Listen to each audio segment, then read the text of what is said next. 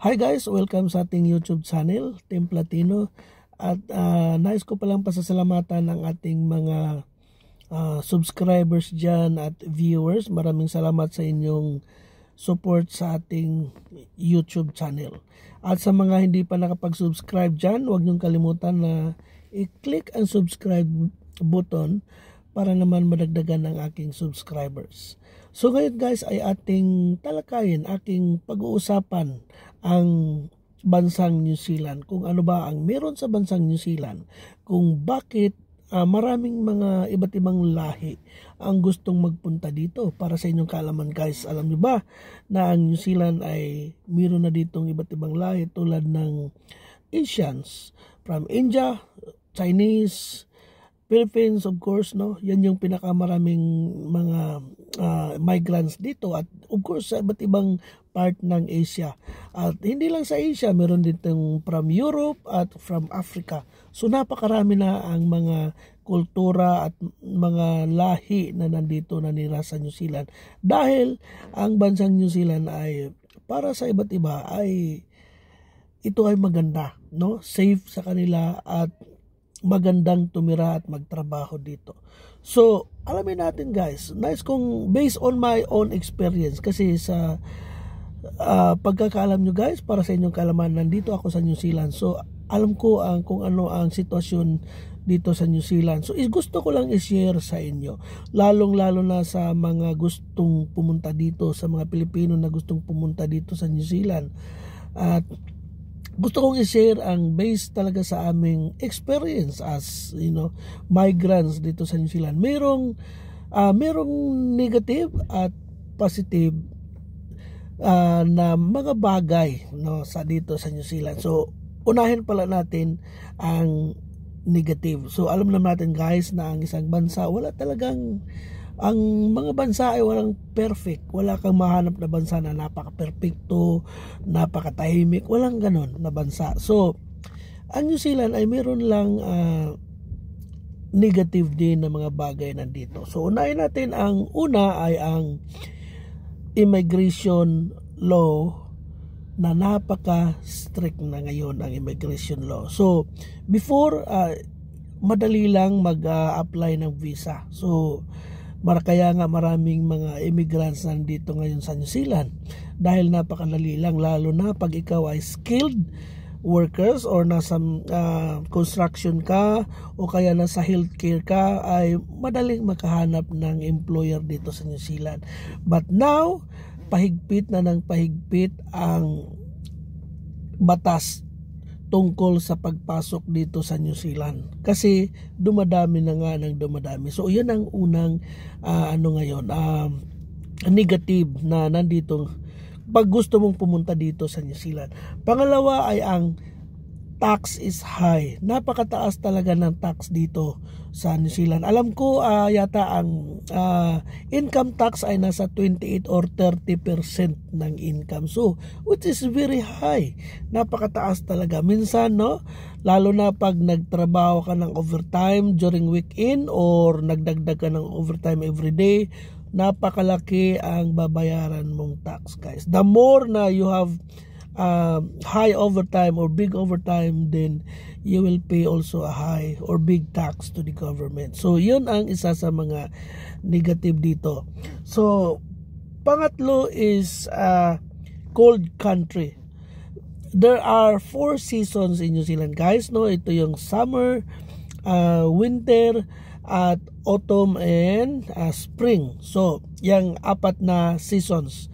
Hindi katulad natin sa Pilipinas ay rainy days lang at sunny days. Dito 4 ang season, at sa 2 season na yon ay napakalamig guys. So ang winter at saka spring ba or autumn yata, di ko kabisado, pero malamig yan from the month of May to the month of October ay napakalamig. So para sa mga hindi makasurvive ng malamig, no, medyo pag-isipan niyo muna kung pupunta kayo sa New Zealand, kasi negative dito. But no, in North Island konti lang ang nag-snow dito, kasi mayroong 2 parts ang bansang New Zealand, which is the North Island and the South Island.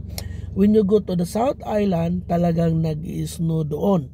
But in North Island, hindi nag-i-snow dito maliban lang sa mga mountains. Yung mga matataas na bundok, yun ang nag-i-snow. So you guys, pag-isipan nyo muna kung talagang makasurvive kayo sa malamig. At hindi pala sa malamig lang guys, no, sa summer din pala napakainit. Alam niyo ba na maraming mga tao dito na may sakit sa kanilang balat, tinatawag nilang skin cancer kasi sobrang init talaga dito. Akala mo na wala lang, no? Pag nag-t-shirt ka lang, lumabas ka o kaya nagtrabaho sa labas ng medyo maaraw, akala mo kaya mo, pero magugulat ka na lang the next day, the other days ay nagtuklap na yung balat mo kasi nag-sunburn ka na. Kasi nga napakainit dito. Ang ozone layer dito sa New Zealand ay medyo na hindi na maganda. So, pang-apat na negative guys ay housing is so expensive. Totoo po yun guys, no? Napakamahal talaga dito ang housing.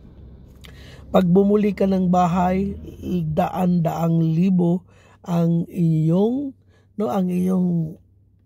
gagastusin, hahandain. Pag ikaw naman ay nagrenta ng bahay guys, almost half of your income nandoon lang sa renta ng bahay. Napakamahal. No, for example, no, ang income namin ay ang income ko as a worker ay nasa 1,000, no? 1,000 New Zealand dollar weekly kasi weekly naman ang sahod namin dito. But ang bahay guys ay nasa 450. Minsan nga kasama pa mga insurance kasi kung may bahay ka may insurance, 450 or 480, minsan naabot pa ng 500 other expenses. So yeah, almost, or if not half of your income, so almost half of your income ay mapupunta sa housing, sa gastos ng inyong bahay. So mahal talaga guys, no? So pag-isipan nyo kung talagang pupunta kayo dito. Alam nyo ba na ang mga lokal nga dito ay marami lang nagre-renta. Wala silang sariling bahay kasi nga can't afford to buy house. At sa mga, lalo na sa mga hindi permanent ang trabaho, maliit lang ang sahod kasi meron din naman mga tao dito na maliit lang ang sahod. Alam nyo ba na naninirahan lang sila sa tinatawag nilang yung mga caravan or motorhome. At ang ginagawa din ng mga Pilipino dito guys, diskarte ng mga Pilipino, meron silang bahay, bumili sila ng bahay at ang isang kwarto ay paparintahan nila sa ibang mga Pilipino din o kaya ibang lahi. So, hindi lang sila ang nakatira sa bahay nila. Meron ding ibang pamilya. So, ganun dito guys, tinatawag dito na flatmate. So, para ma-divide lang yung, expenses para sa renta o kaya sa mortgage ng bahay. Ganun guys. So, dito, diskarte lang. Pero mahal talaga ang housing dito sa New Zealand. Pag-isipan nyo kung gusto nyong pumunta dito.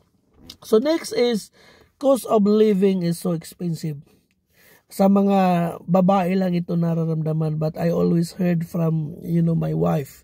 She always complains na ang cost of daw talaga ng mga bilihin. Groceries are too expensive. Unlike before guys, nung first year na dumating ako dito, dumating yung pamilya ko, napaka mura pa nun ang mga bilihin. Nung dumaan ang ilang mga taon hanggang ngayon guys ay ang isang trolley namin na big trolley for groceries, kasi isahang basis lang kami sa isang linggo na groceries, ay hindi na napupuno sa certain amount noon na ginagastos namin comparing sa ngayon. So ang mga bilihin talaga is pagkain, including the petrol or gasoline, napaka mahal. So, pag-isipan nyo guys kung gusto nyo pa rin pumunta dito sa bansang New Zealand. Then, yun yung mga naiisip kong mga negatives. No, yun yung mga naiisip kong negative. However, kahit may mga negatives naman, kagaya na sinabi ko nga, na wala namang bansa na perfecto. So, pag-usapan naman natin ngayon kung ano nga ba ang positive para sa mga gustong pumunta dito sa New Zealand. kahit mayroon namang maraming negative, marami din namang positive. So, sasabihin ko rin sa inyo guys, based on my experience, no, kung ano-ano yung namang kagandahan sa pagtira dito sa New Zealand, para kayo nang bahala magtimbang-timbang kung itutuloy nyo pa ba, ipupurso nyo pa ba ang pag-migrate dito sa New Zealand. Then the first one na nais kong ibahagi sa inyo is as a positive is low crime rate ang New Zealand. Alam nyo ba guys na ang bansang New Zealand ay one of the countries na mababa ang crime rate. I think last time I searched, New Zealand is the third one, the safest country to live in the world. So, yan guys, no? Low crime rate.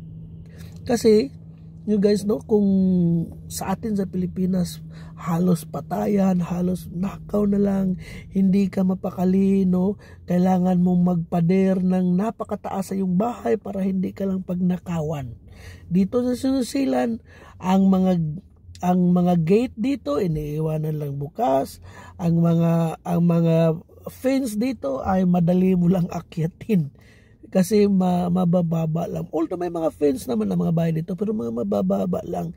Kasi nga ang mga tao dito confident na hindi sila pagnanakawan. Although na meron naman talagang magnanakaw. Yes, I saw and I know someone na talagang nagnanakaw at but it's not that, you know guys, na major na talagang everyday may pagnanakaw, no guys. So safe pa rin ang bansang New Zealand. Low crime pa rin ang bansang New Zealand comparing to other countries. Isa yan sa mga positive na nakikita ko. Next is healthcare system. Alam nyo ba guys, napakaganda talaga ng healthcare system sa dito. No, for example, bibigyan ko kayo ng example. May isa akong kasamahan sa trabaho dati sa company na heart attack siya. No, na heart attack siya dito sa New Zealand, naabutan siya. I was the supervisor during that time sa trabaho namin. So, nag-complain siya sa akin, sabi niya, dito siya makahinga. So, to make the story short, dinala ko siya sa clinic. Then, inaano siya ng nurse. Binigyan siya ng gamot. And then guys, talagang na-heart attack siya. In front of me, na-heart attack ang tao na yon. Work visa pa lang siya noon. 3 years. No? 3 years as a work visa. Na-heart attack siya. Buti na lang, no, na-revive namin. Through CPR namin. Then, immediately, ang ambulance, dinala siya sa hospital. At after that, nung nalaman nilang heart attack, ang hospital ng aming province ay hindi talaga siya pinanatili doon. Dinala siya through helicopter. Nilipad siya ng helicopter. Immediately after that day, pagkahapunan, nilipad siya ng helicopter, pinadala doon sa heart specialist na hospital kung saan ang facility nila doon sa mga heart attack patient or any heart attack problems ay maganda ka ng facility doon. Dinala siya doon at doon siya binaypas guys. Alam nyo ba sa atin, milyon yata ang gagastusin or kahit hindi man milyon, no, malaki ata, libo-libo ata ang gagastusin pag ikaw ay na bypass o na heart attack. Pero alam nyo ba guys, siya ang tao na yon, ay hindi ko talaga makakalimutan, wala siyang binayaran kahit piso dahil nga sa maganda nga ang healthcare system. Dahil kagandahan nun, meron siyang 3 years work visa. Pag once may 3 years work visa ka, no, ma-access mo na rin ang kagandahan ng healthcare system dito sa New Zealand. Lalong-lalo na kung ikaw ay permanent or resident or permanent or citizen of New Zealand. So, yan guys, healthcare system ay maganda dito. So, nababawi lang din guys yung malaking tax, no? Nababawi lang din kahit nagbabayad ka ng malaking tax, pero sa mga services naman ng government ay napakaganda. Next ay family-oriented ang New Zealand. Alam nyo ba guys na ang New Zealand ay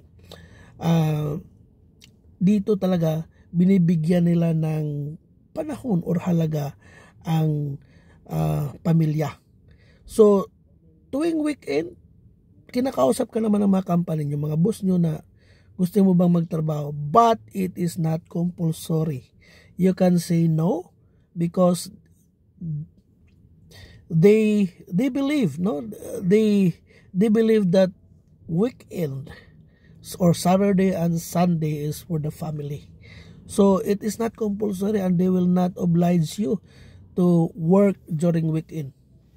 Bibigyan kanila ng freedom sa weekend kasi family oriented. And if you go around naman sa mga places na mga parks, alam nyo ba, nasa New Zealand, bawat lugar dito ay may mga parks. Mayroong mga playground sa mga bata. Mayroon iba't ibang pinapaganda nila yung mga parks at kagandahan pa guys, walang bayad. Hindi tulad sa atin, makapag-develop na lang ng park, meron ng entrance fee. Dito, it's free dahil para lang sa pamilya at lalong-lalo na sa mga bata.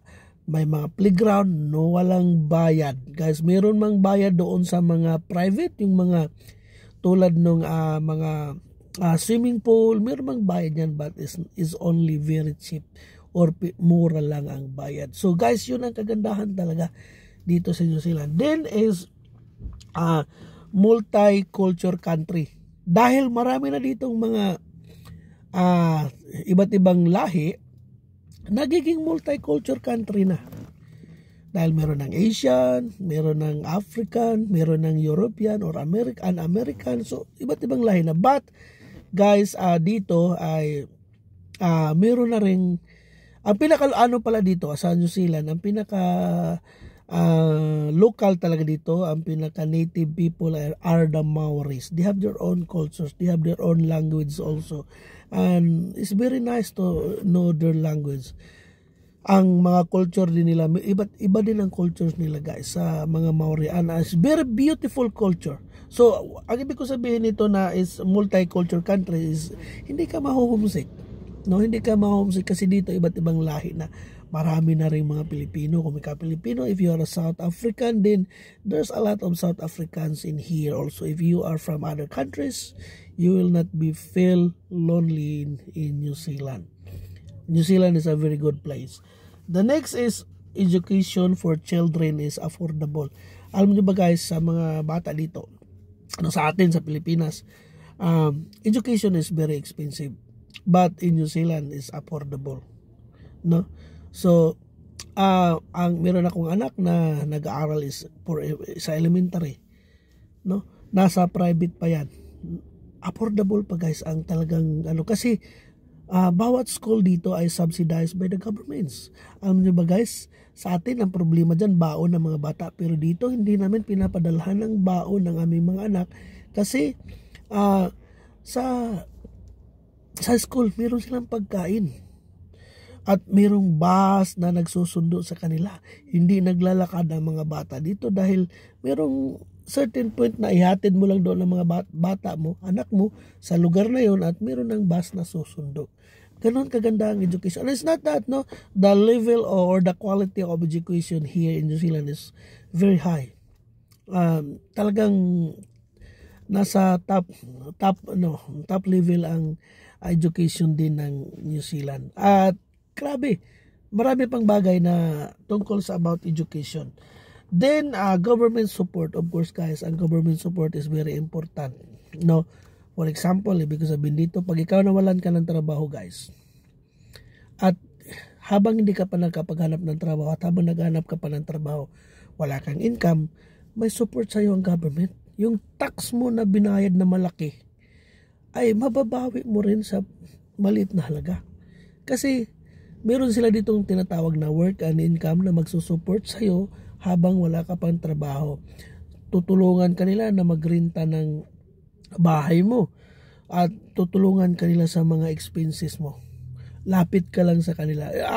Of course guys, para lang to sa mga residents and permanent residents or citizen dito sa New Zealand. So, napakaganda ang government support. And I remember guys, during the pandemic, no? Nung pandemic nung 2020 yata yun, no? Wala kaming pasok dahil lockdown. But, alam nyo ba guys, nung panahon na yun, full pa rin ang aking sahod. ang aking weekly sahod noon ay binigay pa rin government. Nakatanggap ako ng pera sa government. Ang aming business noon ay nakatanggap rin ng pera sa government.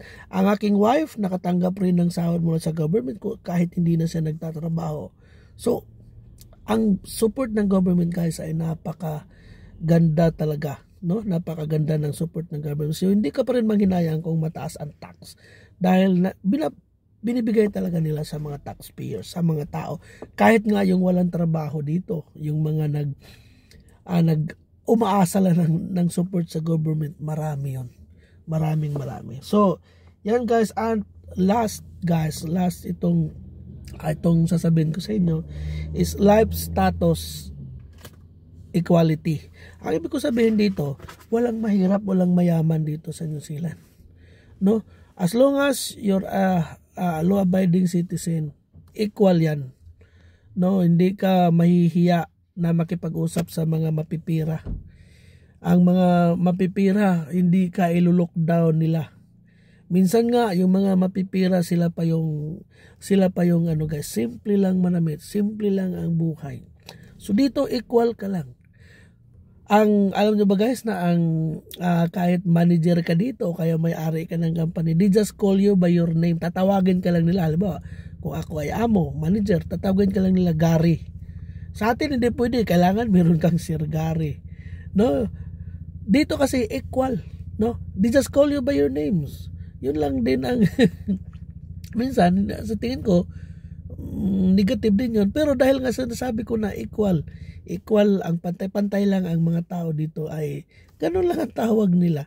Simple lang, no? Kahit ikaw marumi, pwede kang pumasok sa mall. Kahit yung marami kang pintura, wag naman yung maputik na paputik ka na magpuputik ka na sa mall doon. Ibig sabihin yung marumi ang katawan mo.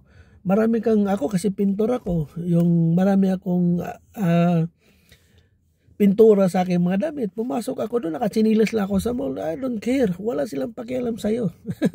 No? Minsan kasi, kung sino pa yung guys yung marumi ang damit, ay sino pa yung pira. Ganun naman talaga guys. No? So, yan. Ibig ko sabihin guys na ang ano talaga sa New Zealand, meron din negative, ay meron din positive. So, para sa mga nagnanais na pumunta dito, to those who are thinking of coming to New Zealand for work and to live, is kayo nang bahala, no, mag-decide sa mga sinabi kong negative at sa mga positive. So sana good luck. I wish you luck for for your application of coming to New Zealand. Thank you so much guys for watching, and again, please don't forget to subscribe our YouTube channel and comment, of course, kung meron kayong katanungan about sa mga immigration laws, meron kayong katanungan about New Zealand, how to come to New Zealand, how to apply to New Zealand, just comment below and I will try to make a video to answer your question. Okay guys, thank you, bye bye.